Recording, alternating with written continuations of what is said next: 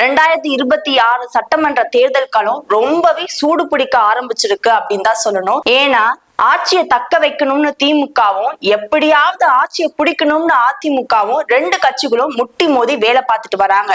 இதுல ஒரு படி முன்ன போய் திமுக களத்துல இறங்கி வேலை பார்க்க ஆரம்பிச்சிருக்காங்க. அந்த கட்சியுடைய அமைச்சர்கள் முதல் கட்சி நிர்வாகிகள் வரைக்கும் எல்லாருமே களத்துல இறங்கியிருக்காங்க. அப்படி அவங்க என்ன பண்ணிட்டு இருக்காங்க அப்படின்னா, கொஞ்ச நாளைக்கு முன்னாடிதான் உடன்பிறப்பே வா அப்படின்ற ஒரு தலைப்புல முதல்வரே கட்சி நிர்வாகிகள் எல்லாருக்கும் ஆலோசனை கொடுத்திருக்காரு. கடந்த தேர்தல் அப்ப எந்தெந்த தொகுதிகள் எல்லாம் வாக்கு குறைஞ்சது, அதோட காரணம் என்ன, அதை எப்படிலாம் சரி செய்யணும் அப்படின்ற பல ஆலோசனைகள் அந்த கூட்டத்துல அவர் வழங்கியிருக்காரா. அதோட இன்னொரு கட்டமா பொதுக்குழு கூட்டத்துல ஓரணியில் தமிழ்நாடு அப்படின்ற தலைப்புல எல்லா வாக்குச்சாவடியிலும் 30% வாக்காளர்களை சேர்க்கணும் அப்படின்னு தீர்மானம் நிறைவேற்றப்பட்டிருக்கா. அதை முதலமைச்சரே அறிவிச்சிருந்தாரு.